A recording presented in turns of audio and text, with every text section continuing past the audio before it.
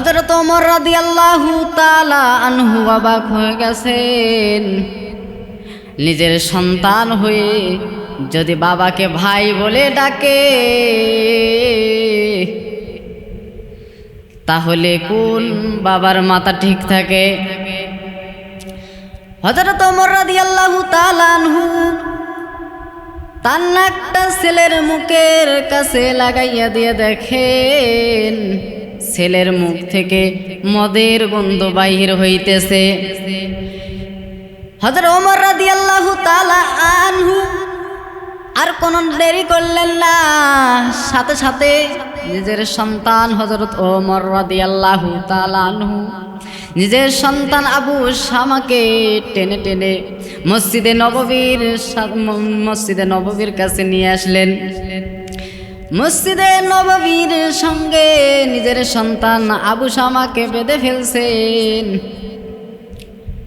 সমস্ত সাহাবা একরাম যখন আসছেন, আসার পর দেখতেছেন কি ব্যাপার, হযরত ওমরের সন্তানকে কে বেঁধে রাখছে। সবাই দেখলেন যে সামনে দেখতেছেন হযরত ওমর রাদিয়াল্লাহু তাআলা আনহু নামাজের মধ্যে দাঁড়িয়ে গেছেন। নামাজ শেষ করার পর হযরত ওমর রাদিয়াল্লাহু তাআলা আনহু সমস্ত লোকদেরকে বললেন, আমার ছেলে মদ পান করেছে, বিচার হবে। নামাজ যখন শেষ হয়ে গেল, সমস্ত লোকেরা বসে গেল। ওমরের সন্তান মদ পান করেছে, বিচার হবে। কেউ কেউ বলে প্রেসিডেন্টের সন্তান, হয়তো কিছু বিচার হবে না, এমনিতে হয়তো ছেড়ে দিবে। আবার কেউ কেউ বলেন এ তো ওমর, যিনি আল্লাহ তাআলাকে ভয় করেন, যিনি নবীর সুন্নাহকে সঠিকভাবে পালন করেন, আল্লাহ তাআলার আইনকে সমাজের মধ্যে সঠিকভাবে পালন করেন, সে নিশ্চয়ই আল্লাহ তাআলার কুরআনুল কারীম অনুযায়ী সন্তানকে বিচার করবেন। এমন অবস্থায় হযরত ওমর রাদিয়াল্লাহু তাআলা আনহু জল্লাদকে ডাক দিলেন, বললেন এ জল্লাদ, আমার সন্তান মদ পান করেছে, বিচার হবে। ওই সময় আইন ছিল যে ব্যক্তি মদ পান করবে তাকে ৮০ দোরা মারতে হবে। জল্লাদ যখন হযরত ওমর রাদিয়াল্লাহু তাআলা আনহু এর হুকুম আদেশ পাইলেন, তখন জল্লাদ হযরত ওমর রাদিয়াল্লাহু তাআলা আনহু এর সন্তান আবু শামাকে মারা শুরু করলেন। এমন পর্যন্ত ১, ২, ৩টি পর্যন্ত যখন বেতের আঘাত করেছেন, এমন অবস্থায় হযরত ওমর রাদিয়াল্লাহু তাআলা আনহু রাগ হয়ে জল্লাদকে ডেকে বললেন, এ জল্লাদ, তুই কি আঘাত করিস কি চাকরি বাঁচাস? হযরত ওমর রাদিয়াল্লাহু তাআলা আনহু এর হয়তো এই মারগুলো পছন্দ হয় নাই, এজন্য হযরত ওমর রাদিয়াল্লাহু তাআলা আনহু নিজেই আবার মারা শুরু করলেন। জল্লাদ মেরেছিল ৩টা, তার কাছে ওই ৩টা মার হয়েছে একটা। জল্লাদ ৩টা মারছে, হযরত ওমর রাদিয়াল্লাহু তাআলা ইসনানে সালাসা বলে আবার মারা শুরু করলেন, ২, ৩, ৪। এমন পর্যন্ত হযরত ওমর রাদিয়াল্লাহু তাআলা আনহু নিজের সন্তান আবু শামাকে ৩০টা বেতের আঘাত করলেন। এমন অবস্থা হযরত ওমর রাদিয়াল্লাহু তাআলা আনহু ক্লান্ত হয়ে গেলেন।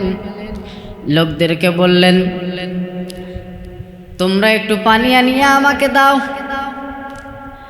সবাই বলতেছে হয়তো নিজে পানি পান করবেন না, হয়তো সন্তানকে পান করাবে। কিন্তু হযরত ওমর রাদিয়াল্লাহু তাআলা আনহু নিজে পান করার পর আবারও মারা শুরু করলেন। ৩০, ৩১, ৩২ করে ৫০ পর্যন্ত মারা শেষ করলেন। এমন অবস্থায় হযরত ওমর রাদিয়াল্লাহু তাআলা আনহু এর সন্তান আবু শামা ইন্তেকাল করে দুনিয়ার জমিন থেকে চিরনিদ্রায় চলে গেলেন। হযরত ওমর রাদিয়াল্লাহু তাআলা আনহু এখন কান্না করতেছেন, যে সন্তান নিজের সন্তানকে আঘাত করার পর দুনিয়ার কোন বাবাটা ঠিকভাবে থাকতে পারে?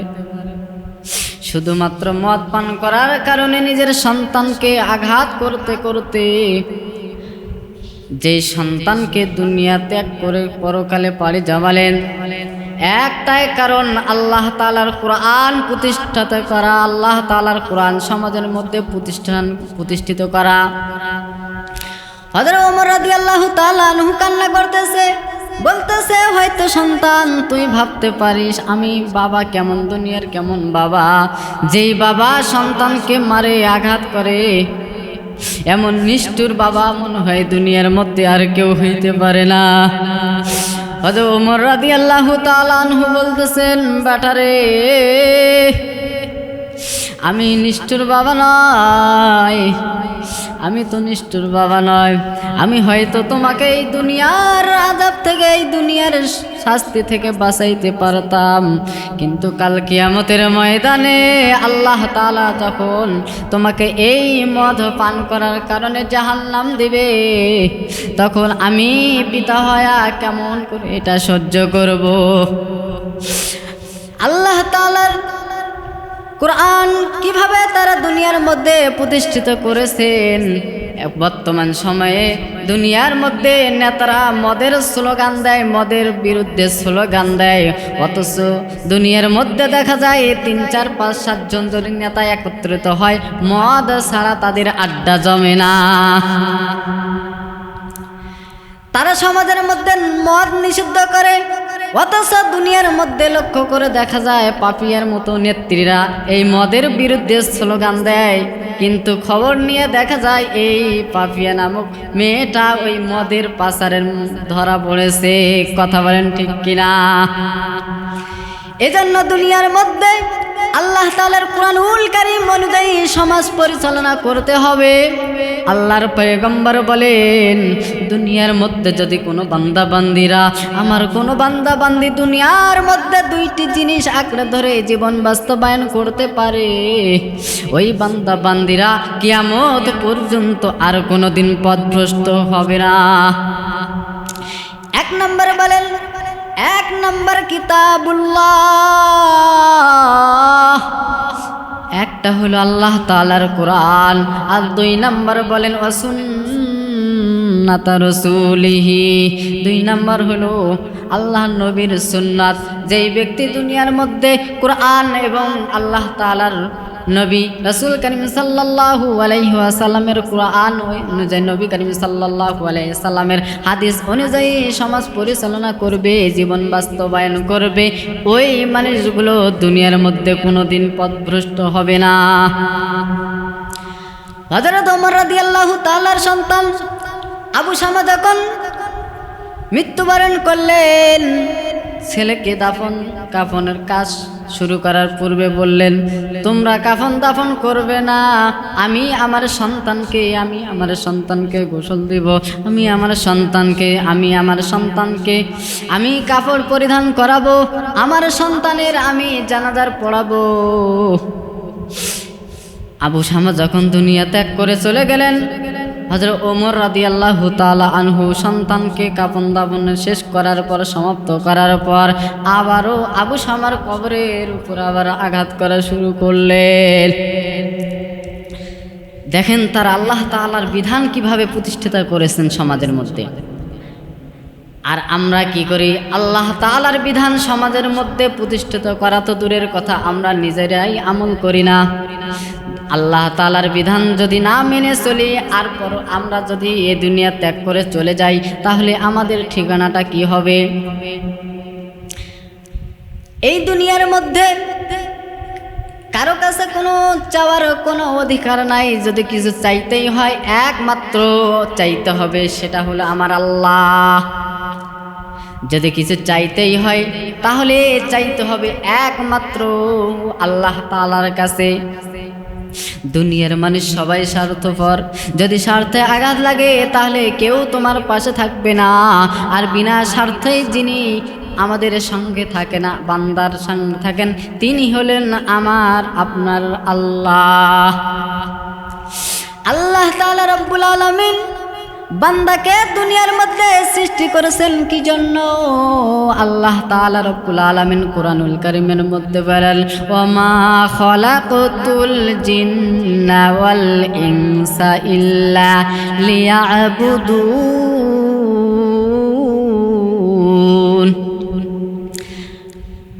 আমি দুনিয়ার মধ্যে মানব এবং জিনকে সৃষ্টি করলাম একমাত্র আমি আল্লাহ তাআলার দাসত্ব করার জন্য, আমি আল্লাহর ইবাদত বন্দেগী করার জন্য।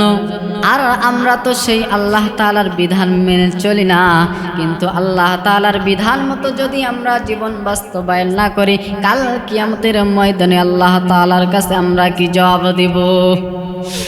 আল্লাহ তাআলা রব্বুল আলামিন বলেন, ইন্নাল্লাযীনা আমানু ওয়া আমিলুস সালিহাতি কানাত লাহুম জান্নাতুল ফিরদাউসি নুজুলা খালিদিনা ফিহা আবাদা। আল্লাহ তাআলা বলেন, দুনিয়ার মধ্যে যারা ইন্নাল্লাযীনা আমানু, নিশ্চয় যারা দুনিয়ার মধ্যে ঈমান আনে, ওয়া আমিলুস সলিহাত, এবং যারা নেক কাজ করে, কানাত লাহুম, তাদের ঠিকানা হবে জান্নাত। যারা দুনিয়ার মধ্যে দুইটি কাজ করবে, এক নম্বর আল্লাহ তাআলা এবং তার রাসূলের প্রতি ঈমান আনয়ন করবে আর ভালো কাজ করবে, তাদের জন্য আল্লাহ তাআলা কাল কিয়ামতের ময়দানে জান্নাতুল ফিরদাউসের ঠিকানা করে দিবেন। এজন্য দুনিয়ার মধ্যে ভালো কাজগুলো করতে হবে। কিন্তু দুনিয়ার মধ্যে দেখা যায় অনেক মানুষ আছে, বাংলাদেশের মধ্যে দেখবেন মানুষ হাঁটে কোন দিক দিয়ে? মানুষ হাঁটে বাম দিক দিয়ে, অথচ সুন্নাহ হলো, অথচ হুকুম হলো হাঁটার সময় সর্বপ্রথম প্রত্যেকটা কাজ শুরু করার প্রথমে শুরু করতে হবে ডান দিক থেকে। অথচ বাংলাদেশের আইন হলো যাওয়ার সময়ে, হাঁটার সময়ে হাঁটতে হবে ডান দিক দিয়ে না বাম দিক দিয়ে। বলেন এটা কি ভালো কাজ? কখনো এটা ভালো কাজ হতে পারে না। আবার দেখবেন অনেক মানুষ আছে, দেখবেন একজন ঘটনা, হযরত ওমর রাদিয়াল্লাহু তাআলা আনহু যখন ওই সন্তানের কাছে, নিজের সন্তান আবু শামার কাছে সর্বপ্রথম যখন গেলেন, আবু শামার সঙ্গে যখন দেখা হলেন, আবু শামার হাঁটার সাইজ ভালো ছিল না। আবু শামা হাঁটতেছেন বাম দিক দিয়ে, মানে হাঁটার সাইজ মানান তেমন ভালো নয়। তখনই বুঝছেন যার যে সন্তানের হাঁটার সাইজ মানান ভালো নয়, অত সে মদ পান করেছে। তাহলে হাঁটার নিয়ম হলো সর্বপ্রথম সব দিকে যাওয়ার সময় শুরু করতে হবে ডান দিক থেকে। আল্লাহ তাআলা রব্বুল আলামিন কুরআনুল কারীমের মধ্যে বলেন, ইন্না আনজালনাহু ফি লাইলাতিল কদরি খায়রুম মিন আলফিশ শাহর তানাজ্জালুল মালাইকাতু ওয়ার রূহু ফিহা বিইজনি মিন কুল্লি আমর সালামুন হিয়া হাত্তা মাতলাইল ফজর। কুরআনুল কারীম যে ব্যক্তি তিলাওয়াত করবে, আল্লাহ তাআলা রব্বুল আলামিন প্রত্যেকটা আয়াতের বিনিময়ে বান্দাকে 10টি করে নেকি দিবেন। এটা কি ভালো কাজ কি খারাপ কাজ? এটা ভালো কাজ। এই ভালো কাজ যদি করতে পারি তাহলে আমাদের আমলনামায় সওয়াব হবে কি গুনাহ হবে? অবশ্যই সওয়াব হবে। তাহলে প্রত্যেকটা কাজ, ভালো কাজ আমাদের মধ্যে থাকতে হবে। খাবার সময় দস্তরখান থাকতে হবে, প্রত্যেকটা ক্ষেত্রে নবীর সুন্নাহ অনুযায়ী পালন করতে হবে। দুনিয়ার মানুষ সবাই শান্তি চায়, সবাই পেরেশানির মধ্যে থাকে। তা বলা হয়েছে যদি কোনো ব্যক্তি দুইটি জিনিসের প্রতি চাহিদা না করে, ওই ব্যক্তিগুলো সুখে শান্তিতে বসবাস করতে পারবে। এক নাম্বার হলো কোনো জিনিসের প্রতি অভিযোগ না করা, আর 2 নাম্বার হলো কোনো জিনিসের প্রতি চাহিদা না করা। হযরত ইব্রাহিম আলাইহিস সালাম নিজের সন্তান ইসমাইল পয়গম্বরের ঘরে গেছেন, যাওয়ার পর সালাম দিলেন। সালাম দেওয়ার পর ঘর থেকে আওয়াজ আসলো, সালামের উত্তর দেওয়ার পর হযরত ইব্রাহিম আলাইহিস সালাম সন্তানের স্ত্রীকে জিজ্ঞাসা করলেন যে কেমন আছেন। তিনি বললেন যে লবণ আনতে পান্তা ফুরায়, পান্তা আনতে লবণ ফুরায়। তখন ইব্রাহিম আলাইহিস সালামের বুঝতে আর বাকি রইল না যে তিনি না শুকরিয়া আদায় করেছেন। তখন ইব্রাহিম আলাইহিস সালাম বললেন, যখন ইসমাইল আসবে তখন বলবেন যে সে যেন ঘরের চৌকাঠটা পাল্টিয়ে নেয়। হযরত ইসমাইল আলাইহিস সালাম যখন আসছেন, আসার পর বলতেছেন একটা লোক আসছিল আপনাকে সালাম জানাইছে, বলতেছে আর কিছু বলছিলেন? বলে হ্যাঁ, বলছে যে ঘরের চৌকাঠটা যেন পাল্টিয়ে নেয়। তখন ইসমাইল আলাইহিস সালামের আর বুঝতে বাকি রইল না যে আমার বাবা কি বলেছেন, এজন্য বলছেন বউকে তুই চলে যা, যা কিছু আছে সব নিয়ে চলে যা, তোর মতো বইয়ের আমার আর দরকার নয়। সম্মানিত ভাইরা আমার, ইসমাইল আলাইহিস সালামের স্ত্রী কি করছেন? অভিযোগ করেছেন। তাহলে কোনোটা জিনিসের ক্ষেত্রে অভিযোগ করা যাবে না। পাইছি তো শুকরিয়া আদায় করব, পাই নাই সবর করব, তাই না? ইসমাইল পয়গম্বর যখন দ্বিতীয় বিবাহ করলেন, কিছুদিন পর ইব্রাহিম আলাইহিস সালাম আবারও সন্তানের খোঁজে গেলেন ইসমাইল আলাইহিস সালামের বাসায়। যাওয়ার পর সালাম দিছেন, বাসা থেকে উত্তর আসলো। জিজ্ঞাসা করলেন কেমন আছো?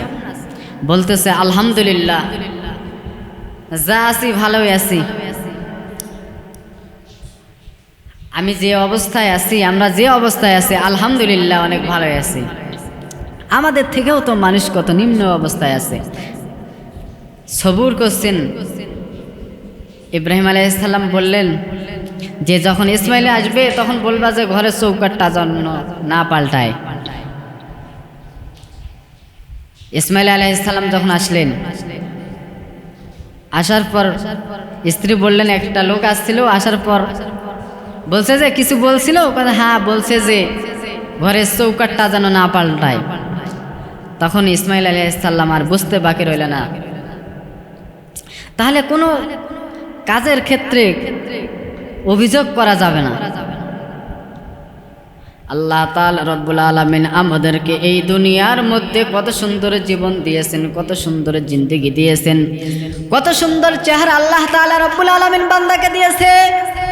তারপরেও অনেক বান্দা আছে, অনেক মানুষ আছে আল্লাহ তাআলার না শুকরিয়া করে, আল্লাহ তাআলার বিধান ভালো মতো পালন করে না, আল্লাহ তাআলার বিধান অনুযায়ী সমাজ পরিচালনা করে না, আল্লাহ তাআলার নামাজ আদায় করে না, আল্লাহ তাআলার বিধান অনুযায়ী সমাজ পরিচালনা করে না। আল্লাহ তাআলা রব্বুল আলামিন কুরআনুল কারীমের মধ্যে বলেন ওয়াহাল্লাল্লাহুল বাইয়া ওয়া হাররামার রিবা।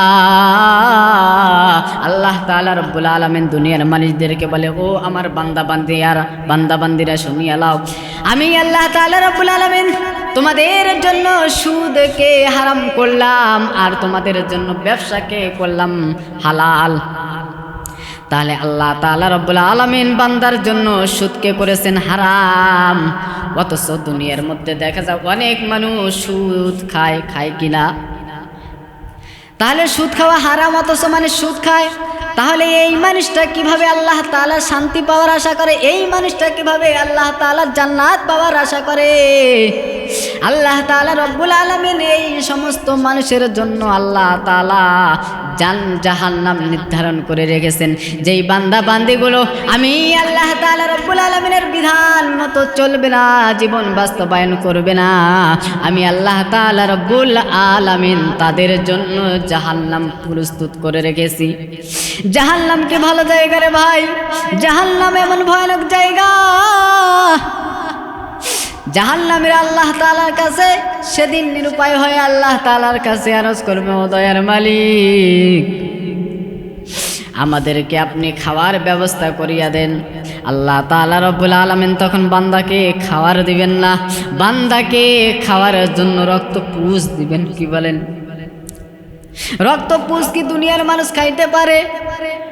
সামান্য একটু তরকারির মধ্যে যদি লবণ কম হয় তাহলে কি না অবস্থা করে বাসার মধ্যে।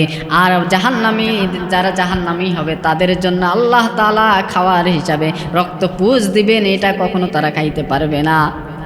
তাহলে জান্নাত যদি পাইতে চাই তাহলে আল্লাহ তাআলার বিধান মতো জীবন বাস্তবায়ন করতে হবে, সমাজটাকে পরিচালনা করতে হবে আল্লাহ তাআলার কোরআন অনুযায়ী। যদি আমরা সমাজ পরিচালনা করি তাহলে কোনোদিন সমাজের মধ্যে অশান্তি হবে না। আল্লাহ তাআলার কোরআন অনুযায়ী সমাজ পরিচালনা করতে হবে, তাহলে সমাজের মধ্যে কোনো প্রকার ফিতনা ফাসাদ হবে না, গরিব থাকবে না। অথচ আল্লাহ তাআলার কোরআন অনুযায়ী সমাজ পরিচালনা না করার কারণে আজ সমাজের মধ্যে অশান্তি। কথা বলেন ঠিক কিনা? এজন্য আল্লাহ তাআলার কোরআন অনুযায়ী সমাজ আমাদেরকে পরিচালনা করতে হবে। যদি জান্নাত পাইতে চাই আল্লাহ তাআলার বিধানগুলো মেনে চলতে হবে। আল্লাহ তাআলার রহমত ছাড়া কিন্তু আমরা জান্নাত যাইতে পারবো না। এজন্য আল্লাহ তাআলাকে যদি খুশি করতে চাই তাহলে আল্লাহ তাআলার বিধান মতো আমাদের জীবন বাস্তবায়ন করতে হবে। আল্লাহ তাআলা আমাদেরকে এত সুন্দর একটা জিন্দেগি দিয়েছেন, এত হায়াত দিয়েছেন। এই হায়াতটা তুমি কোন কাজে ব্যয় করলা? কিয়ামতের ময়দানে আল্লাহ তাআলা বান্দাকে, নবী করিম সাল্লাল্লাহু আলাইহি ওয়াসাল্লাম বলেন, কিয়ামতের ময়দানে আদম সন্তান 5টি প্রশ্নের উত্তর না দেওয়া পর্যন্ত সামনে এক পা অগ্রসর হইতে পারবে না।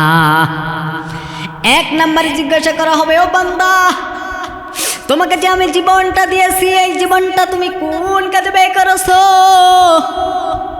বান্দাকে সর্বপ্রথম তার জীবন সম্পর্কে জিজ্ঞাসা করা হবে।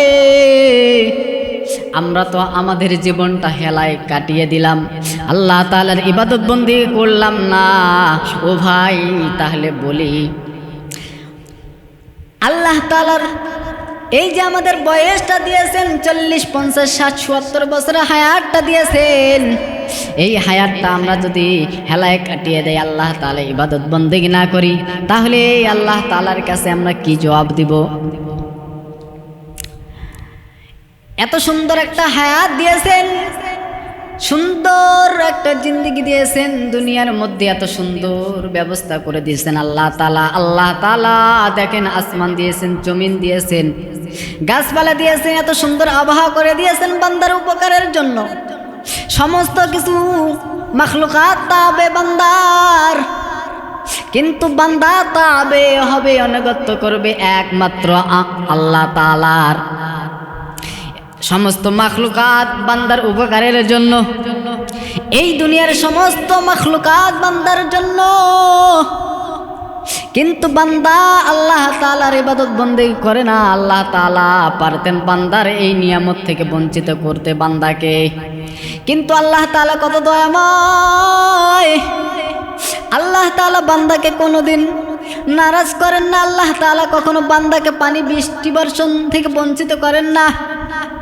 আল্লাহ তাআলা হাত দিয়েছেন, পা দিয়েছেন, সুন্দর চক্ষু দিয়েছেন। আল্লাহ তাআলা পারতেন এই মুখটা, চোখ দুইটা পিছন দিকে দিতে, নাক দুইটা পিছন দিকে দিতে। আল্লাহ তাআলা দেয় নাই। কি জন্য দেয় নাই? বান্দার দেখার সময় অসুবিধা হবে। আল্লাহ তাআলা বান্দার নাক দিয়েছেন, সর্বপ্রথম চোখ দিয়েছেন, চোখের পরে আবার নাক দিয়েছেন। বান্দার চোখ দিয়ে জিনিস দেখবেন খাওয়ার উপযোগী কিনা, এটা খাওয়া যাবে কিনা, কোন জিনিসটা খাওয়ার উপযোগী, খাওয়া যাবে কিনা। এরপর নাকের মধ্যে দিবে, নাকে ঘ্রাণ নেবে, এটা খাওয়ার উপযোগী কিনা। এত সুন্দর দয়াময় আল্লাহ তাআলা আমাদের শরীরটা কিভাবে ফিটিং করেছেন। তারপরে সেই আল্লাহ তাআলাকে কিভাবে আমরা ভুলে যাই, সেই আল্লাহ তাআলাকে কিভাবে আমরা ভুলে যাই। দয়াময় আল্লাহ তাআলা রব্বুল আলামিন বান্দাকে কোনোদিন নারাজ করেন না, বান্দাকে কোনোদিন ভুলে যায় না। তারপরে আমরা বান্দা হয়ে সেই আল্লাহ তাআলাকে ভুলে যাই। আল্লাহ তাআলাকে ভুলে যাওয়া যাবে না। আল্লাহ তাআলার বিধানগুলো ভালোভাবে পালন করতে হবে। সমাজের মধ্যে যদি আমরা নেতা হয়ে যাই অনেক নেতা আছে যারা সমাজটাকে কোরআন অনুযায়ী পরিচালনা করে না। নবী করিম সাল্লাল্লাহু আলাইহি সাল্লাম বলেন আতিউল্লাহ, আল্লাহ তাআলা কোরআনুল কারীমের মধ্যে বলেন আতিউল্লাহ ওয়া আতিউর রাসূল ওয়া উলিল আমরি মিনকুম। তোমরা যদি আনুগত্য করতে চাও তাহলে আমি আল্লাহ এবং আমার রাসূল জনাবে রাসূলুল্লাহ সাল্লাল্লাহু আলাইহি সাল্লামের আনুগত্য করো।